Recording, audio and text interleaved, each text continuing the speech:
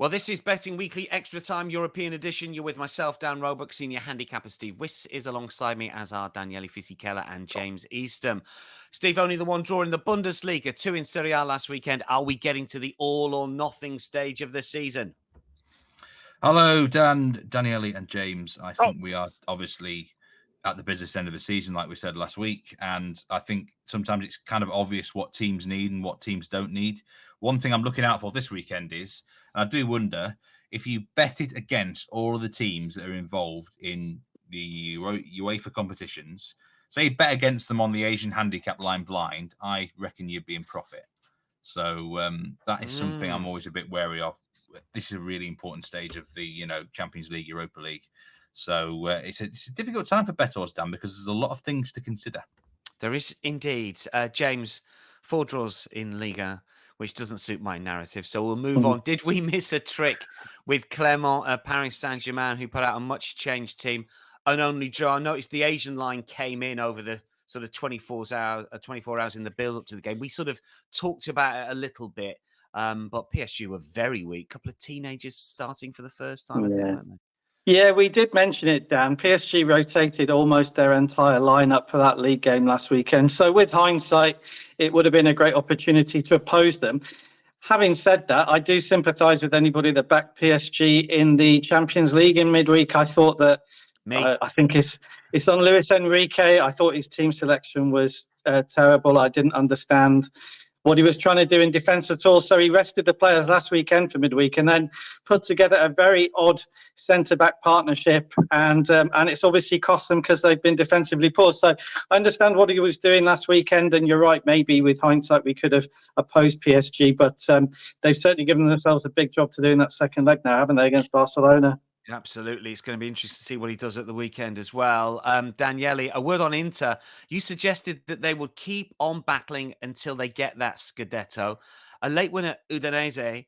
They are not on the beach yet. I mean, you've called it here. You said that they were going to battle. They could have easily taken the draw. It wouldn't have really mattered. They are going to win the title, but bettors beware. Inter are still very much on the front foot.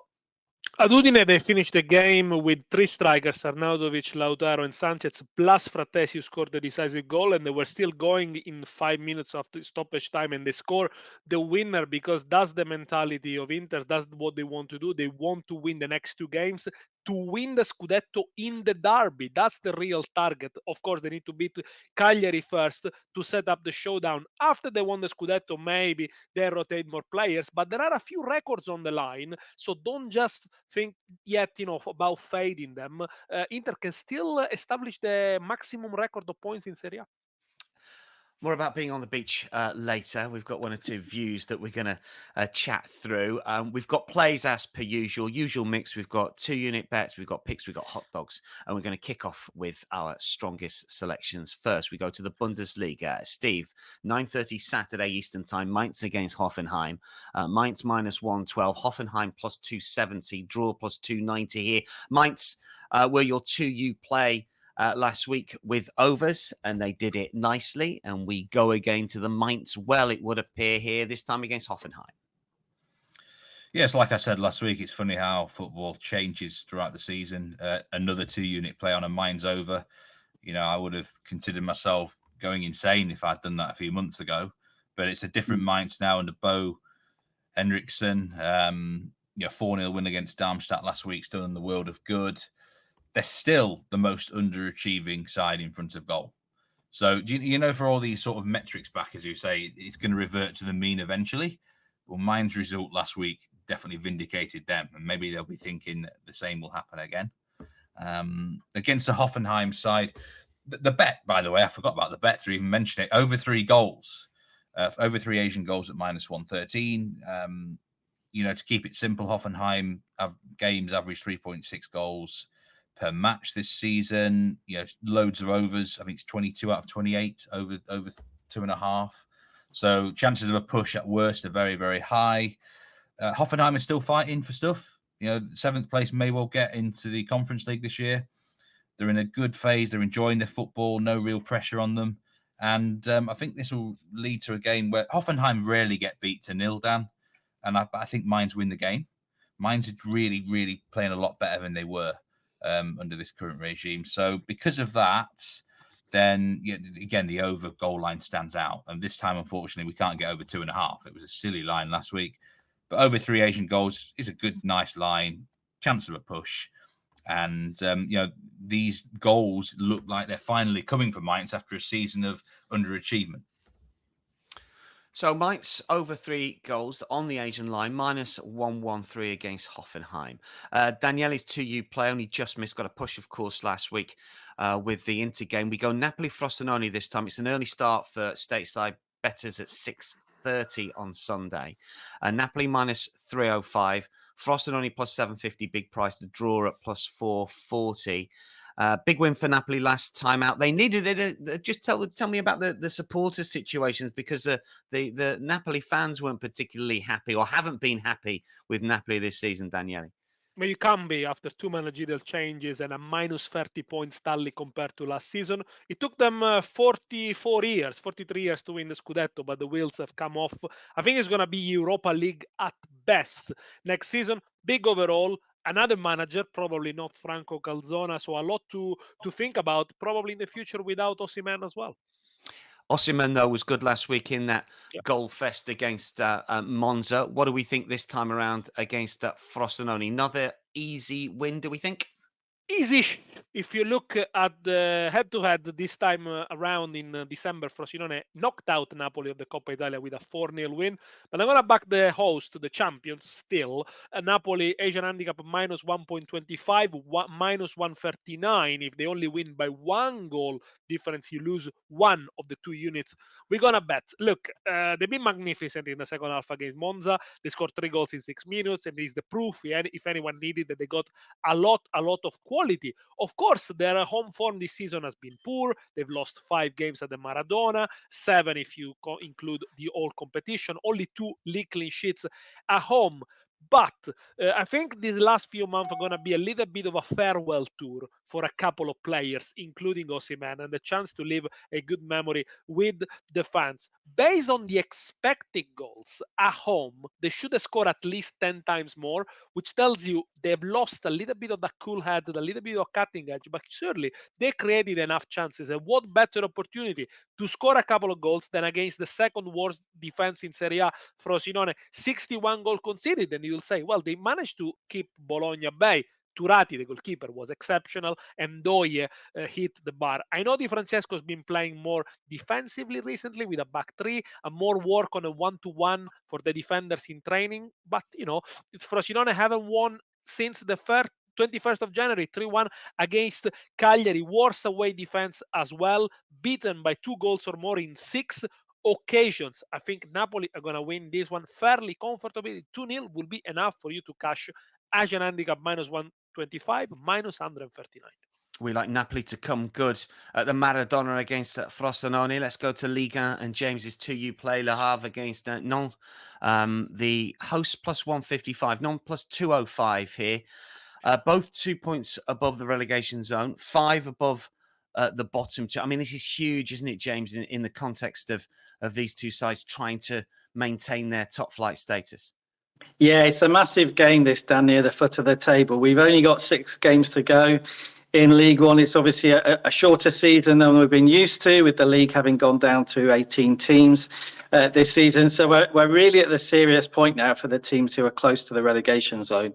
And these 2 sides are definitely that. So my pick on the game is on Nantes here on the Asian handicap. I'm backing them at plus 0.25 on the Asian handicap, which is available at minus 143. So basically, as long as Nantes avoid defeat with this pick, you're going to make a profit. And I backed Nantes last weekend, which didn't pay off. They lost 3-1 to Lyon, but actually they were pretty good for most of that game.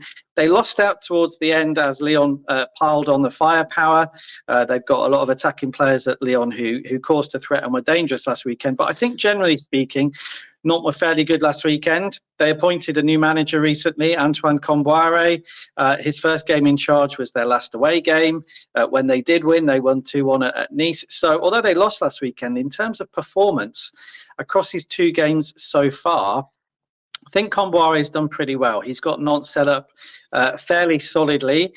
They're not going to face the sort of attacking threat this weekend that they faced when they played Lyon last weekend, because Le Havre simply don't have those type of attacking quality players to hurt you. So I think the chances here of Nantes getting something are pretty good. It was one of those games, Dan, where I see it as a completely 50-50 match. Obviously, you've got the draw to feed into that as well, but I'd really have the teams pretty close to level chance of winning it. And looking at those prices, as you said, Le Havre plus 155, Nantes plus 205. Nantes are obviously the clear underdogs. So that's why I was happy to back them here. I don't have a great amount of faith in Le Havre. They're a fairly limited side. They're obviously going to fight as hard as they possibly can to avoid relegation, but they don't have a lot of threat. They have lost 3 of their last 4 home games as well. So I just feel here the prices are slightly wrong. There's a bit too much on Nantes here in terms of the price for me to overlook it. So I was happy to back them. And of course, as I say, with this Asian handicap pick, you just need them to avoid defeat. Even if it's a draw, then you're going to make a profit. I was about to say, Le Havre plus 400 to go down, Nantes plus 500. This is direct relegation. Could there be a small chance that they could play for a draw here, or happy with a draw if it's 1-1 with half an hour to go? Is that could that be a factor? Possibly, because I think if you're both of these two clubs and you look at the two teams at the bottom at the moment, which is Metz and Clermont, they're really weak. They're going to struggle to win games. They're already not cut adrift, but there's a bit of a gap opened up, certainly between Clermont, who are bottom, and the other team. So yeah, you might look at this and think, if we get a point here rather than risking getting nothing, it's not the worst result in the world. So it's possible. And I think the longer the game goes on, Dan, if it is level, when you're on 65, 70 minutes, maybe that would come into the manager's thoughts even more. So all of that, I think, feeds into the fact that Nantes do, I feel, have a pretty good chance of getting something this weekend. Yeah, certainly that quarter ball handicap in your favour. The draw, you win, of course. Let's get some hot dogs, shall we? Steve, you go to Ligue 1 for your Sunday 2:45 main game in France for you to look at. Yeah, it's getting to a critical stage with the hot dogs now. We need to find some winners on it this week. But I didn't want to mention that. Well, I'm actually really confident we're going to have at least two winners. Hopefully, hit the full set. I really like this hot dog of mine today. Lyon on a -1 Asian handicap at plus 260 to beat Brest. Now, I've banged on all year about how I think Brest are overrated. They've overachieved. They shouldn't be where they were, etc. And I'm sticking with it. I don't think that I think recently they've been very lucky. They fluked to win at Lorient.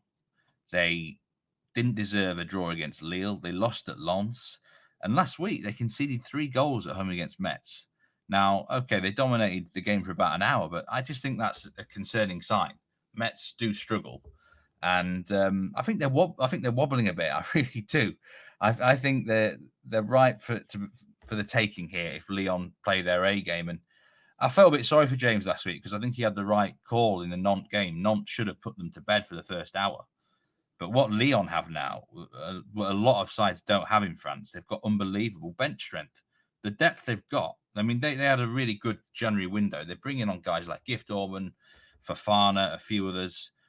They can keep going right until the end. They averaged nearly 2 points per game under Pierre Sarge, won 10 of the last 14 matches. They're in a nice position in the table, 10th place. They've still got a fight for a potential European spot in 7th, depending who wins the cup. They could win the cup as well. But I don't think they're thinking about the cup final just yet. It's still far enough in the distance that they can just enjoy their football. You can tell that they're really relaxed. The pressure's not on. The manager's getting the most out of them. And I just can't believe it's going to be this simple for Brest to get in the top 4, Dan. They are going to stumble at some point. They are going to feel the heat. So at very least, I like Lyon to win this game. And a push is very possible for this bet. But -1 Asian handicap at plus 260. I mean, just say they were 1-0 ahead with a few minutes to go and Brest pile the pressure, try and put everyone forward. I could easily nick a big price winner here. On the Asian line. So it really stood out to me. I like actually the direction Lyon are going, and Brest, they can't keep relying on the likes of Bizot and this squad. So Lyon -1 Asian handicap for the hot dog at plus 260. Yeah, some big prices for the hot dog this week. Plus 260 for Steve. Plus 195 for Daniele in Italy. Lecce Empoli is the game that we're focusing on here, Daniele, and we don't want anything to happen, basically. You've got an unders play for us.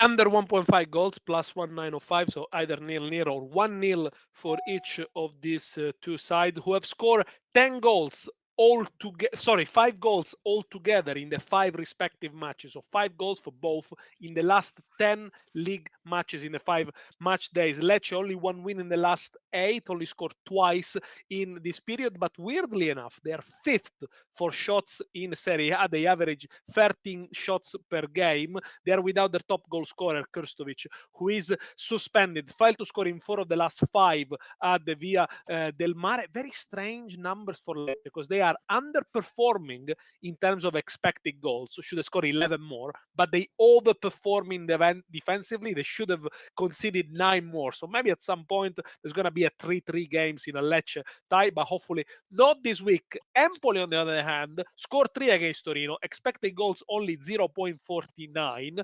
They have become a bit better on the road since the third managerial change of the season. Only lost 4 away games since mid-December. Look, I think Napoli are not going to be relegated. It's either Lecce or Frosinone that they're going to go down with Sassuolo and Salernitana. You don't have to be a genius to predict Salernitana going to go down, but probably you need at least 36 points this season to be safe. So probably a point here makes everyone happy. Under 1.5 goals, plus 195.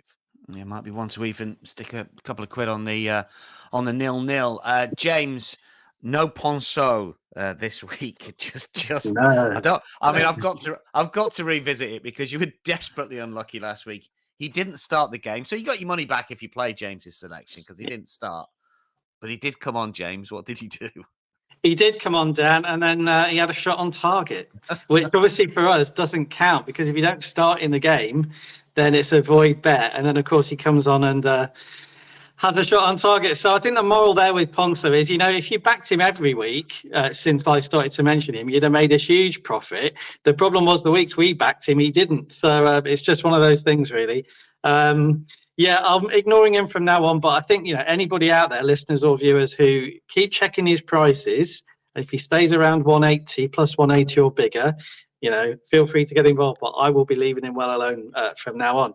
But I am sticking with that market, Dan, for my hot dog this week. It's the over 0.5 shots on target market in League One. So I'm going for a parlay rather than just going for one player with a big price like Ponceau has been. I'm going for a parlay here, and the 2 players in question are Mathis Ablin of Nantes and Arnaud Calimundo of Rennes. So on Ablin, a player a lot of people maybe won't know a lot about. He's on loan at Nantes from Rennes, actually, this season. Barely got a kick for most of the season. As I mentioned, we've had a change of manager recently at Nantes. Antoine Comboire has come in. He's put Ablin straight in the team. So in his 2 games in charge, he's played Ablin in both games, and Ablin has scored in both games. So here's a player who has just arrived in form, and he's looking really sharp. He took his goal last weekend in the 3-1 defeat against Lyon really well. Crucially, so far, he's been played centrally. He has in the past sometimes been used out wide, but he is being used centrally. So Ablin's in form. He's my first pick in the parlay.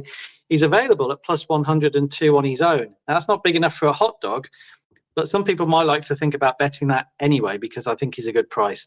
The second part of the parlay is Arnaud Calimundo at Rennes. Generally the main striker at Rennes, so he's a shorter price. He's minus 124 to have a shot on target for Rennes this weekend at home to Toulouse.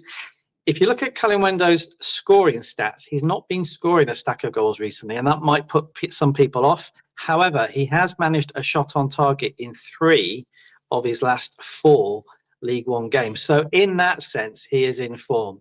So that's my 2 picks for the hot dog this weekend, Dan. It's Ablin and Calimundo to have 0.5 shots on target each in a parlay. If you double those up, then it's available at plus 266. Biggest price hot dog we've got of the show. Let's get some second picks. Athletic Club against Villarreal next for us, 12:30 Sunday Eastern, this one.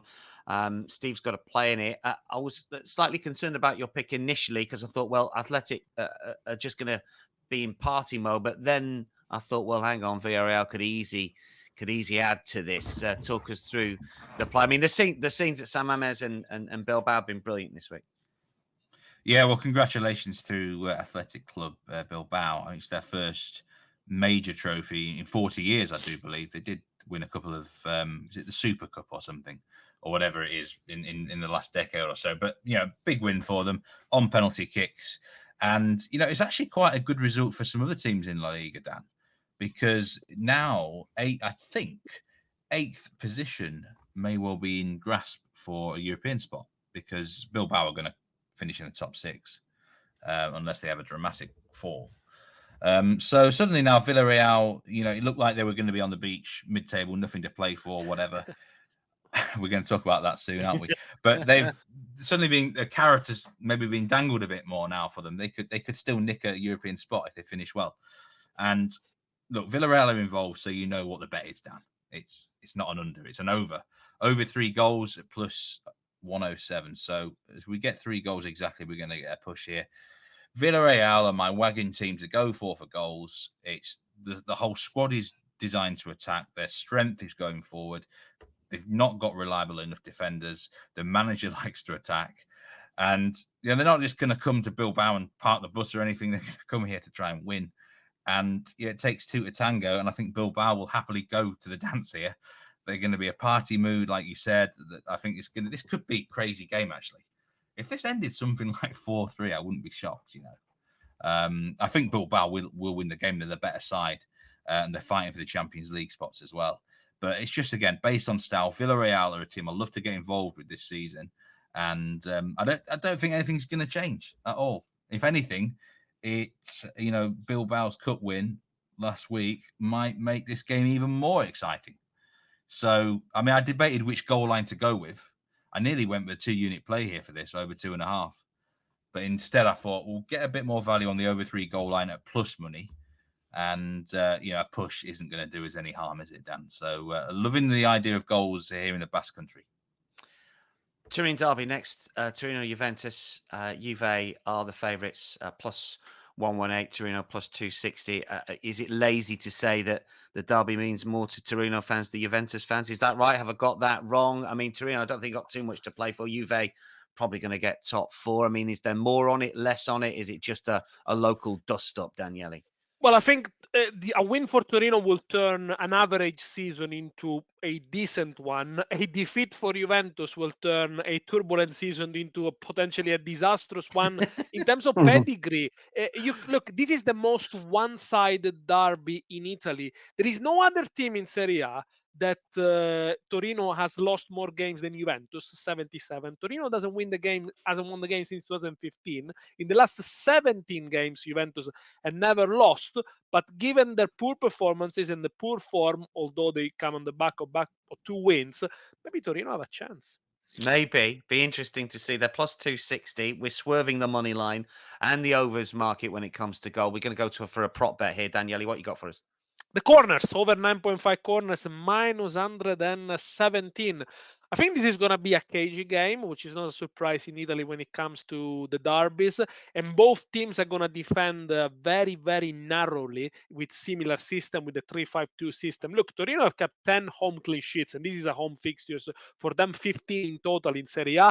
They've been very hard to break down, only lost 2 home games to Inter and Lazio, but equally have always struggled to score even when they were on top. When it comes to Juventus, last weekend against Fiorentina, they started well, scored 1 goal, got 3 goals disallowed. Then in the second half, defended with 9 men behind the ball, which left you scratching your heads. Why didn't they always play on the attack?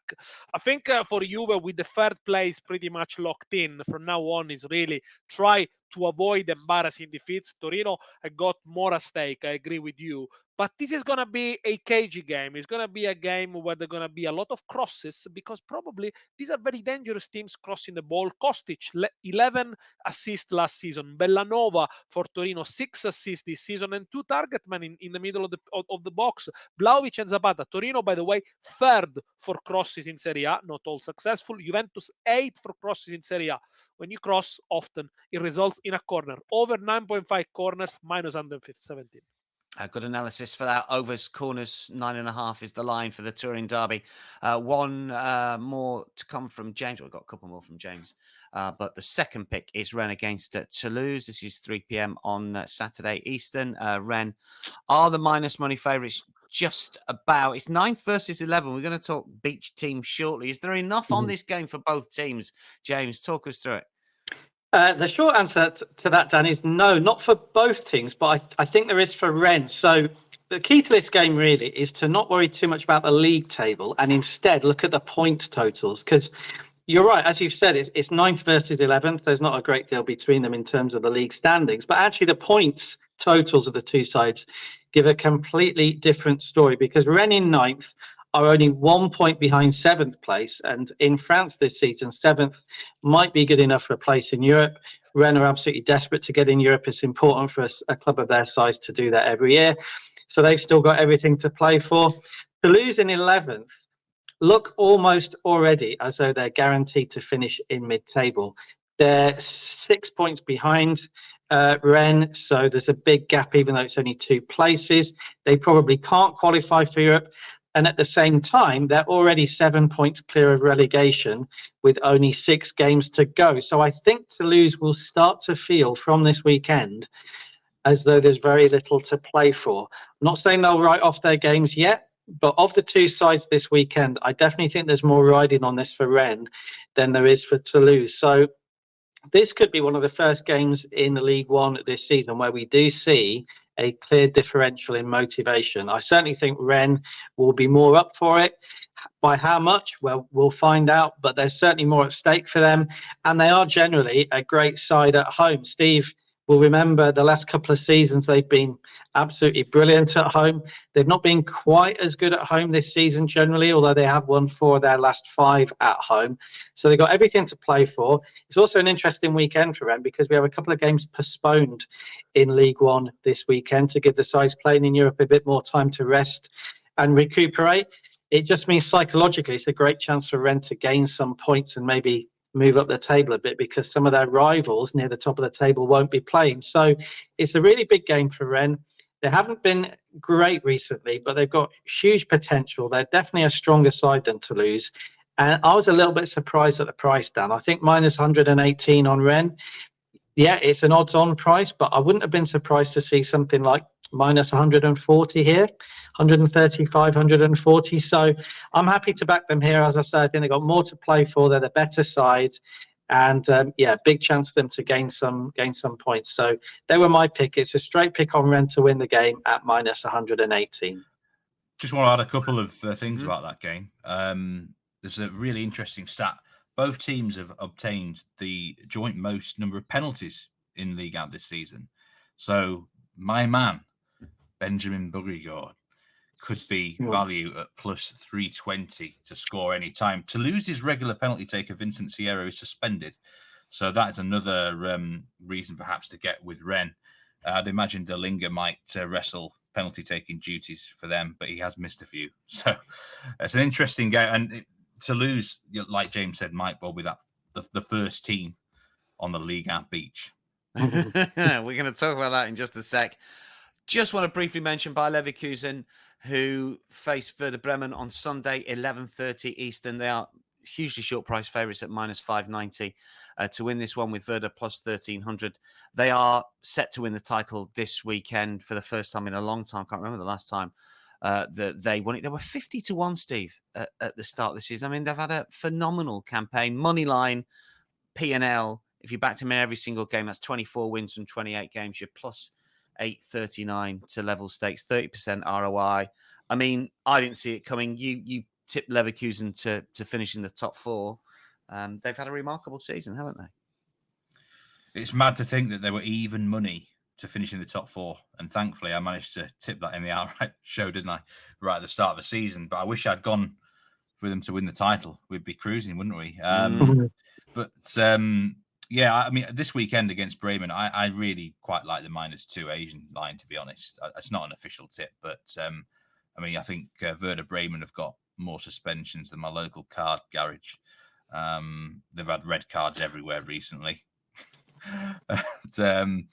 I think they've been awful of late, Werder Bremen. This could be, one of Simon Holden's Sergeant Slaughters if Leverkusen wants it. But they're in the middle of a European tie-up. We don't know what the lineup's going to be and all the things like that. They just need to win the match. And that's why I'm always a bit dubious of backing sides on handicaps. But they've been brilliant this season.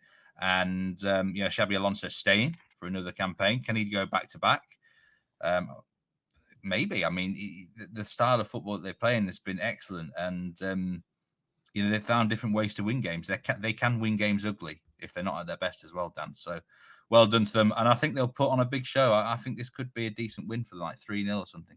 Yeah, 50-1 to win the title at the start of the season. They're going to get over the line this weekend. I was just looking at Daniele at some of the surprise Serie A champions recently, and I guess the last two. I mean, Napoli were 14s, Milan were 12s. I don't know if you're across Leverkusen. I mean, do you think it's more open these days in continental European leagues? What's your thoughts on Leverkusen and what they've done this season? I think it's remarkable the fact that they won it in style. They didn't just won it at the last. I mean, Borussia Dortmund could have won it last season, and we would have said it was a surprise win, but they arrived at the very last match and didn't. And this is the difference between Bayer Leverkusen and Borussia Dortmund. They've done it regularly. I mean, they're still unbeaten in the top 5 leagues. Is they're only unbeaten teams. But coming back to Italy, I think it is surprising. Yes, the last couple of winners have been surprising. Probably has something to do with the fact that last season the season was interrupted by the World Cup, and look at where Napoli and Lazio are at the moment in the league. But interestingly enough, in the last 3 seasons, 3 different managers who never won Serie A before have won the title. So yeah, definitely much more open now than when it was basically a sort of Scottish league with Juventus winning 9 times in a row. At least it's more entertaining. Yeah, speaking of that type of league, James, Liga, Paris Saint-Germain are going to win it obviously this year, but Lille we've seen win it at a massive price, and Monaco were nearly 20-1 a few years ago. Don't know if you're across Leverkusen at all. How does it compare with sort of Lille's title win not so long ago? I mean, Xabi Alonso staying would suggest that he believes there's more to come maybe from the squad. I don't know. Yeah, and I can understand why he would feel that, actually, given, as Daniele said, the style in which they've won it. I think for a manager like Xabi Alonso, that will make him feel there's more to work with there. I think the problem we've had in France with the teams who've been surprise title winners is that historically they often then lose a lot of their star players. We obviously saw that with Monaco in 2017 when they won the title with an absolutely brilliant side, but for a lot of the players they felt, well, this is as far as we can go.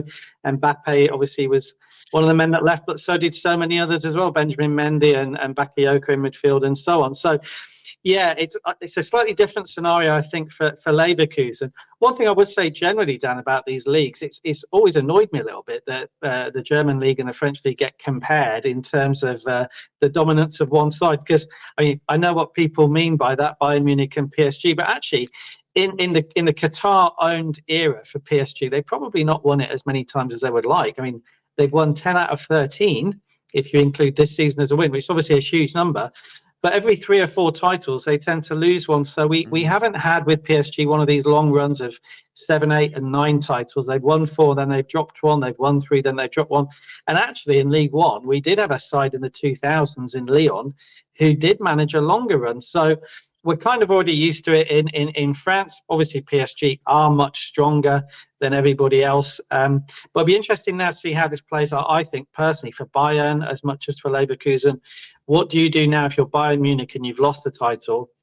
How do you regroup and how do you go about trying to regain that dominance? So in its own way, I do think it is fascinating what will happen in Germany this summer.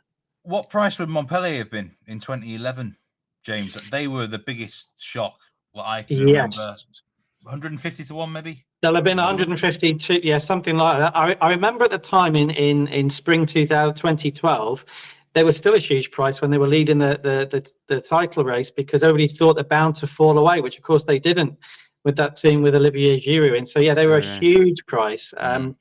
It can happen, but obviously not very often.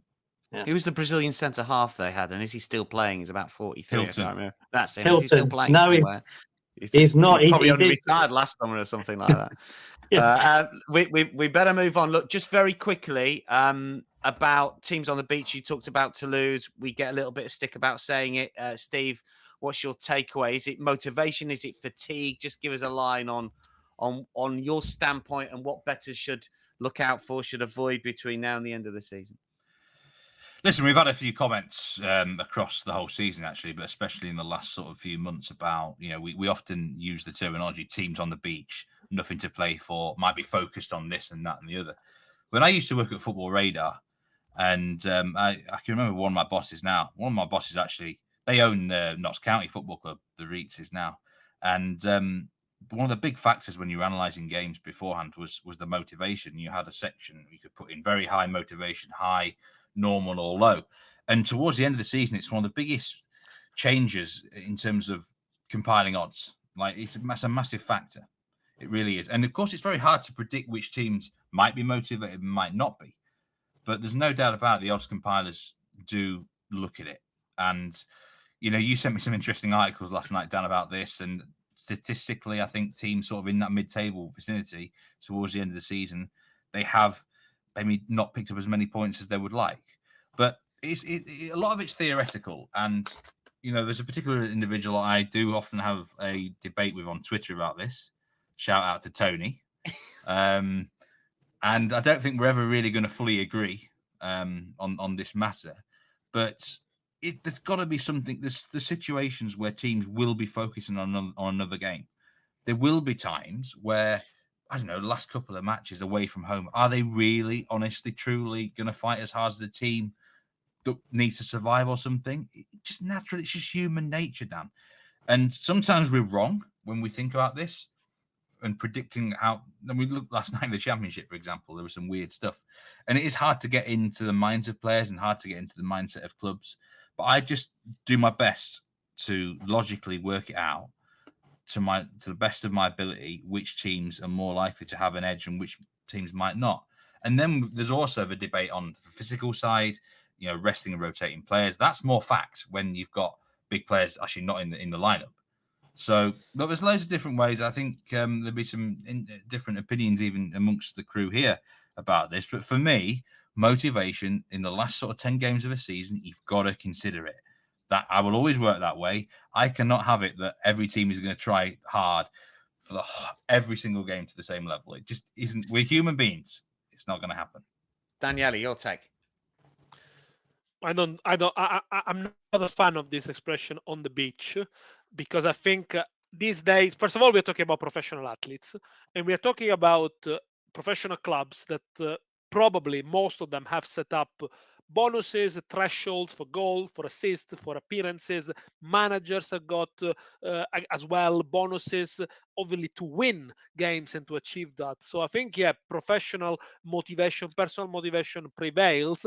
Yes, of course, the idea of a team wanting it more than another, yes, sometimes it applies, but all depends how the game starts and how it evolves. Sometimes teams might rest players, and probably that would be the case of Inter after they win the league, or Salernitana after they get relegated. But I don't think anybody at any level in professional sport is deliberately throwing the towel. And I think I would never buy. I would never make a bet based on that team is on the beach. Sometimes the teams play with less pressure are even the most dangerous, of course, because they've got nothing to play for, and they can play a little bit more freely. James? Yeah, I think motivation's a huge factor. Steve's obviously mentioned the on the beach mid-table. Something I wanted to flag up was teams near the bottom of the table.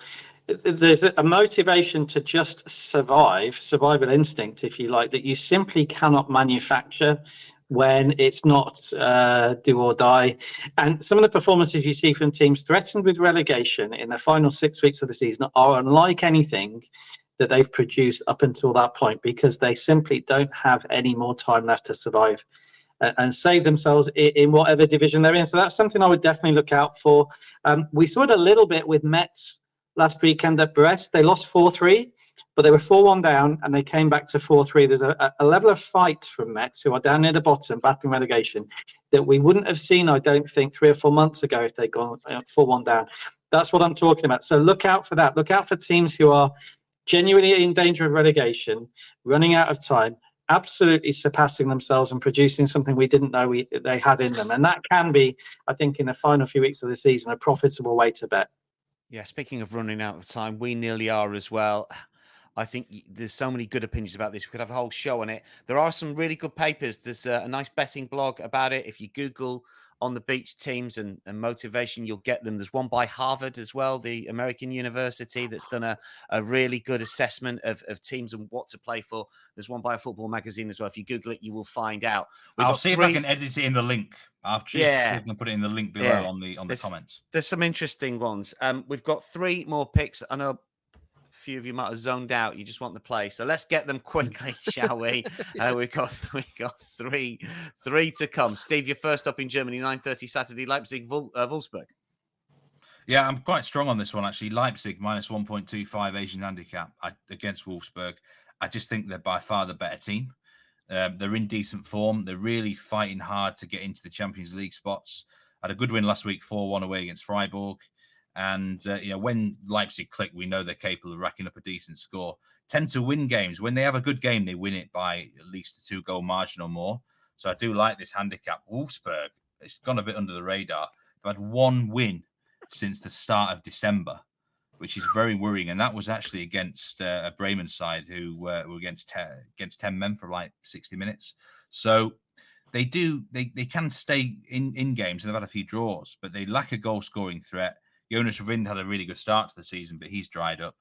It wouldn't surprise me, actually, if Leipzig won to 0. Minus 1.25 Asian handicap at minus 122 odds. Very worst, I think they win by 1 goal. So I think this handicap should be minus 1.5 or even more. That's Saturday, 9:30. Sunday, 2:45. Main game in Italy is Inter against Cagliari. Daniele, what you got for us? Inter win, as they normally do, and under 3.5 goals. That's a plus play, plus 116. And let's focus a little bit more on Cagliari. We talk a lot about Inter. First of all, great home form, 16 points rescued this season, more than anybody, mostly of them at home. So if they're going to stay up, is about really the home form, only 7 points on the road. But they never been trashed apart, they conceded more than 2 goals in 3 occasions. Roma, Frosinone, and Fiorentina. Weirdly enough, the Cagliari goalkeeper are only 4th from bottom for saves made, which means they are either extremely unlucky, every shot goes in, or the opposition hit the post a lot. I think it's none of the two. It's a little bit of both. They are very able to keep some oppositions at bay. They defend with a low block. They're very sturdy, experienced. Inter, by the way, of course, need a win if they want to set up the Scudetto winner against Milan. Without Lautaro Martinez, who is suspended, score more than twice at home. Inter only in 2 of the last 8 games. The Asian handicap -2 for Cagliari would have been a losing bet only in 2 away games. So perhaps is an Inter win with a low scoring game. Under 3.5 goals, home win, plus 116. And James, finally, to wrap things up. Yes, my final pick is in France. Dan, it's Clermont versus Montpellier. It's over 2.5 goals at minus 129. We've just been talking about motivation. Clermont will have plenty of that this weekend. They're bottom of the table. They're 5 points from safety with 6 games to go. So Clermont have to go for this. They need wins. Draws are no good for them anymore. And I think that approach from Clermont will lead to an open game here. Montpellier are a side who don't need much invitation to attack anyway. I think they're going to get chances on the break this weekend. They're a very quick and effective side on the break. So I see this being an open game, Dan. We didn't have a huge number of over 2.5 goal games in France last weekend, but I still maintain what we said in the show a couple of weeks ago. I think generally at this time of the season, games tend to go that way. They tend to be more overs than unders. And this is one of the games this weekend I think will be over. So that's over 2.5 goals and it's minus 129. Brilliant stuff. Steve, Daniele, James, thanks for your company. Good luck to all. We keep everyone up to date via our Twitter feeds. That is a wrap for Betting Weekly Extra Time European show. We're going to be back next week for Picks Plays, Hot Dogs a Lot. Follow us at Because We Win. And, of course, subscribe to our YouTube channel. From all of us for now, though, it is goodbye.